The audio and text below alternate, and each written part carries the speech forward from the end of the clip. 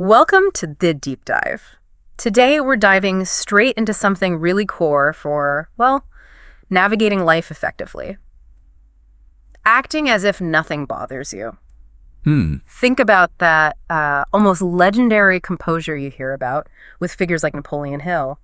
It's really about gaining this deep command over your inner peace and, how you show up in the world. It's such a powerful idea, isn't it? Yeah. Especially when you think how easily we can get thrown off course by things that seem tiny. Oh, absolutely. A stray comment, a small hiccup in our plans, even just soaking up someone else's bad mood. Yeah. It can really derail your whole day. Totally. We've all been there, right? Something just gets on your skin. But imagine being able to build this deep inner strength, like a real inner fortress. Yeah. What if you could actually move through all the daily stuff, the annoyances and the bigger challenges with this kind of grace and calm, protecting your peace, but also like projecting real strength? Exactly. And it's so key this isn't about becoming, cold or robotic. Yeah. Like some emotionless machine. Right. It's not about just stuffing feelings down. It's actually much more sophisticated. It's about mastering your emotions so you guide them, not the other way around. Okay, so that's our focus today, really digging into this. How can we actually develop this unshakable core using this idea, this compelling concept of acting as if nothing bothers you as inspiration? Let's unpack that mindset. Life just bombards us, doesn't it? Yeah. It feels like this constant barrage. Yeah. Opinions flying at you, often ones you didn't even ask for. Definitely. Then the everyday frustrations, traffic jams, tech fails, Right. plus those bigger setbacks that can genuinely shake you. It can feel overwhelming. It really can. But here's the thing, the deep insight, Yeah. real lasting strength. It doesn't come from trying to build walls against all that chaos. That's often, impossible anyway. Right. It comes from cultivating a specific kind of detachment. Yeah. A conscious indifference almost. A deliberate choice not to let external stuff dictate your internal world. Like, picture walking calmly right through the middle of a raging thunderstorm. The storm's all around, lightning, thunder.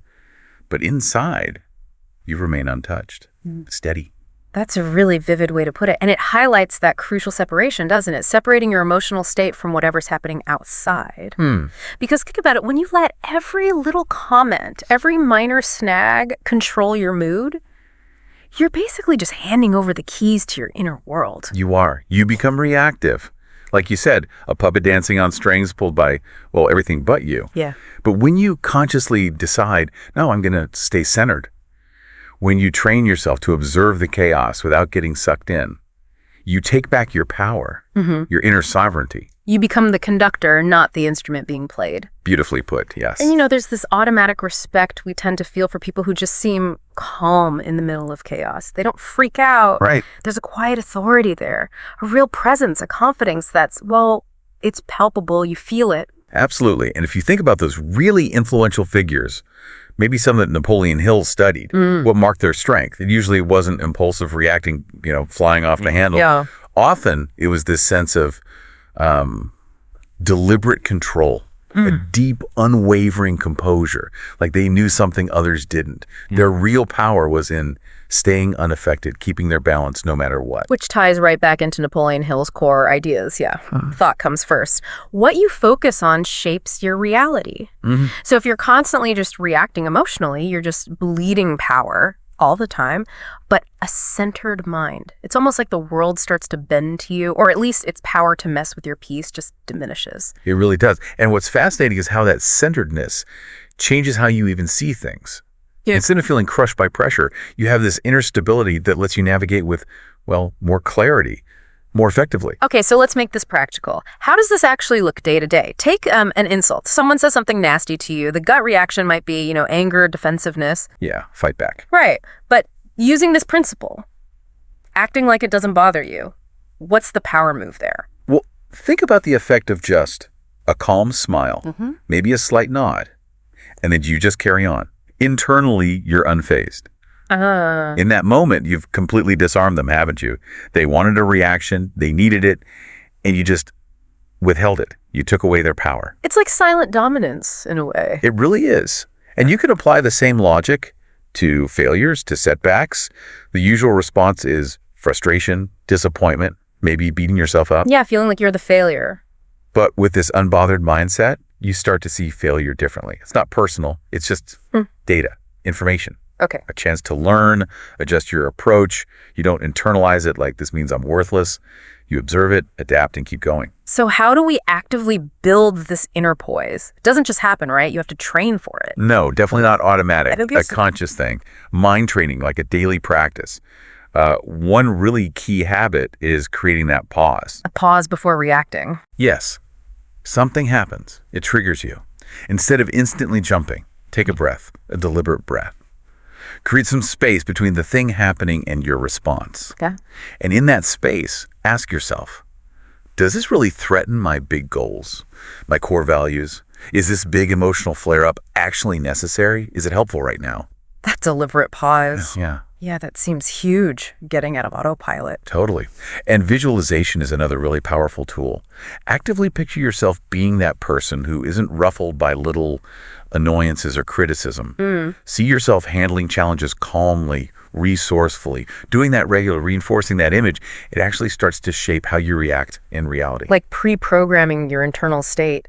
And there is something compelling, almost enigmatic, about someone who projects that nothing really bothers me vibe, isn't there? It makes you curious. It does. And interestingly, that inner stability often leads to others respecting you more. Not because you're seeking it, but it happens. People sense that unshakable quality. So staying unshaken, it really boils down to guiding your emotions, not being swept away by them. That's it, precisely. People who have this quality, they don't just react on impulse. Their responses are thought out. They're intentional. Emotional detachment, in this sense, isn't about being numb. Right. It's about choosing how and when to express things so your emotions don't just hijack your rational mind. Like in that heated argument scenario, the power of just staying calm, maybe even smiling slightly, refusing to hand over your peace. Think about the benefits that ripple out from that. Less stress, obviously. More mental clarity. Challenges start to look less like brick walls and more like, interesting puzzles to solve. And that connects straight back to Napoleon Hill again, thoughts shape reality. If you control your thoughts, your emotions, you really do become the architect of your own experience, don't you? In a very real way, yes. There's that great story, isn't there? The merchant who lost everything, financial ruin. But he rebuilt it all because he knew his mind, his resilience, that was his real asset. The external stuff couldn't touch his core. Because emotional turmoil, it just trips you up, doesn't it? It gets in the way of achieving things. Absolutely. It drains your focus, your energy. It stops you moving forward. But detachment, it lets you see obstacles as just things to navigate, stepping stones almost. Helps you persist when things get tough. And again, it's so crucial to stress, this isn't about being cold or uncaring. Not at all. It's about keeping your own balance so your emotions work for you instead of you being their victim. So in that triggering moment, pause again, feel the feeling, acknowledge it, then ask, does this really change my life long term? Does it define who I am? And choosing not to give it that power, not to react, that's you taking your power back. And, having a clear purpose really helps here too. Little distractions just fade when you're focused on something bigger. Okay, let's talk about mindful indifference. In this crazy, overloaded world we live in, that sounds, well, like a superpower. It really can feel like one. What's interesting is how we're sort of conditioned to care intensely about everything. Yeah. But real peace often comes when you realize most of the day-to-day stuff, in the grand scheme, it just doesn't matter that much. That powerful question, will this matter in 5 years? Or maybe even 5 months, 5 weeks? Right. And if the honest answer is probably not, then consciously letting it go, that's the move. Exactly. And indifference here isn't apathy, like you don't care about anything. It's strategic. It's deciding where you invest your limited mental and emotional energy. So it's shifting from being just emotionally knee-jerk reactive to being strategically responsive. Like you said, being the captain of the ship, not just a leaf blown around. Perfect analogy. Yeah. And think about people you admire.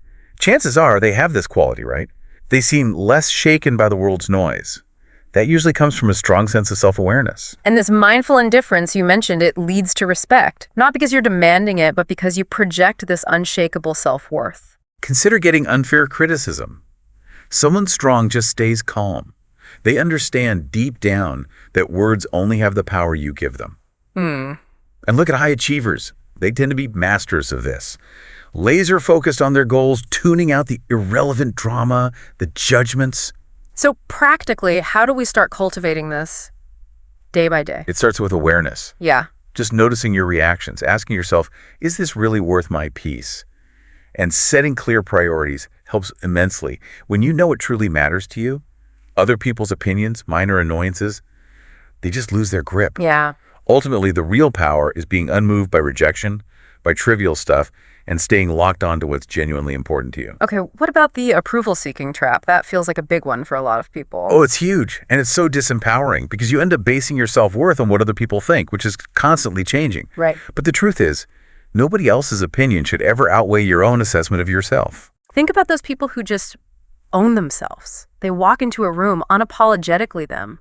There's a magnetism there. There really is. And their power comes from inside, from their own sense of self. The need for approval usually comes from fear, right? Fear of rejection, fear of not fitting in. And every time you seek it, you're handing over a little piece of your power.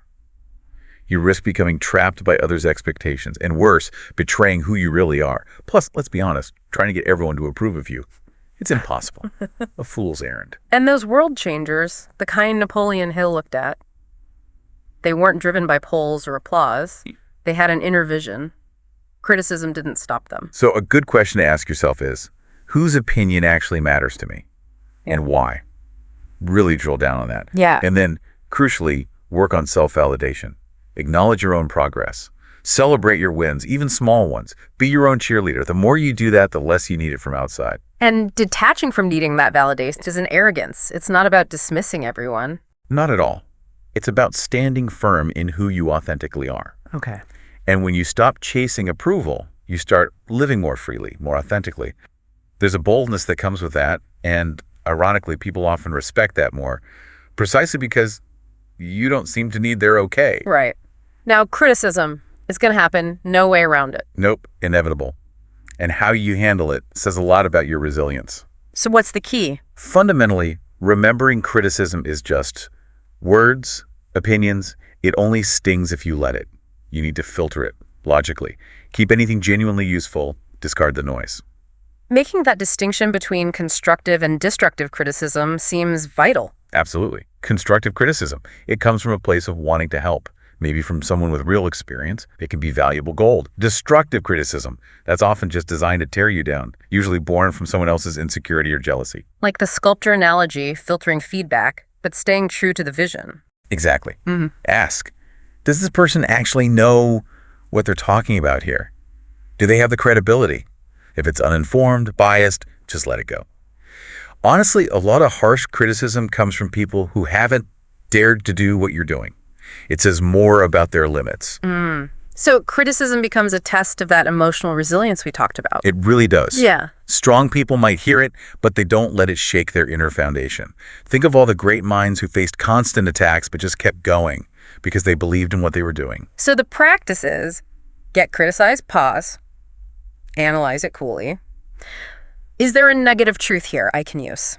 If not, just release the emotional charge. Don't carry it. Right. Build up your own conviction, your self-belief. Then external opinions they lose their sting. Because ultimately, the only opinion that truly defines you is your own, based on your values, your reason. Okay, staying calm under pressure, that feels like the final exam for this whole mindset. It kind of is, isn't it? Because pressure is guaranteed. It shows what you're made of. The secret, I think, is letting go of that obsessive need to control the outcome. Accepting that some things are just unpredictable.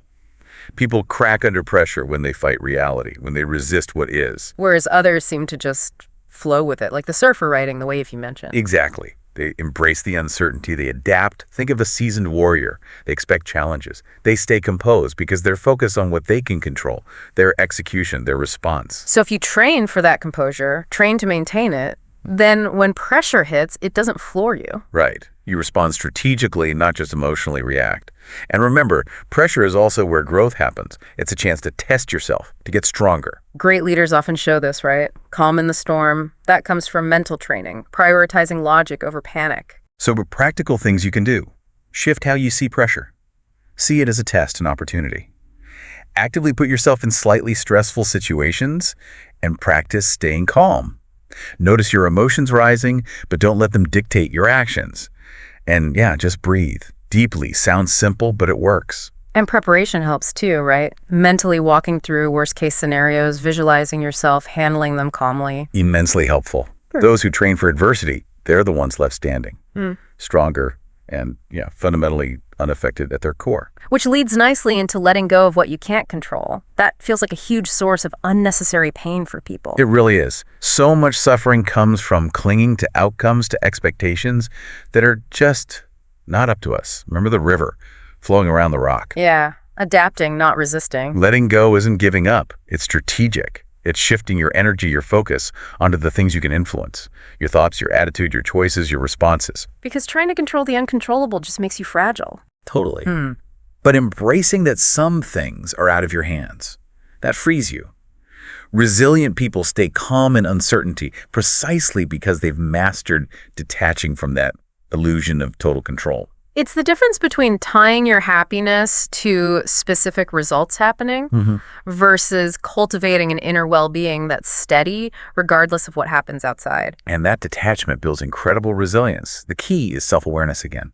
Noticing when you're white-knuckling something, asking, is this actually mine to control? And if not, consciously release it. Put that energy elsewhere where it can make a difference. Yeah. It's a skill, like you said, needs practice. Start small. Right. Maybe start with minor frustrations like traffic. Practice letting that go. Detachment isn't apathy. It's just understanding you don't have to be tossed around by life's unpredictability. Choosing to let go leads to real freedom, real peace, flowing like that river. Exactly. Okay, finally, mastering silence. You called it the ultimate power move. Tell me more about that. Well, in a world that's just constantly noisy, silence stands out. It can be a weapon, a shield, a source of strength. People with real influence. They often speak less, listen more, and when they do speak, people pay attention. Yeah, their words have weight. Silence can also make other people uncomfortable. It creates a vacuum, and often they rush to fill it, sometimes revealing more than they planned. Think about negotiations. Right, you make an offer, then just wait. That pause can be powerful. It can lead to concessions. And silence is brilliant for neutralizing provocation. Someone tries to get a rise out of you. Giving them nothing back just deflates their attempt. It's also a space for observation, isn't it? Keen observation. When you're quiet, you notice things. Subtle cues, body language, things you miss when you're busy talking.